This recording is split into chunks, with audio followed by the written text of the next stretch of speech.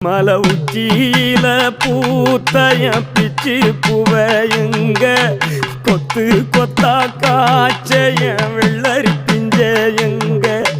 கொல்லையில காஞ்சைய பட்டு சிலைய பார்த்தா பச்சை மரமேவும் பச்சை கிளியெல்லாம் ஆட்டக்காளியும் நான் தான் கொட்டுக்காளியும் நான் தான் பட்டி தேடும் முட்டி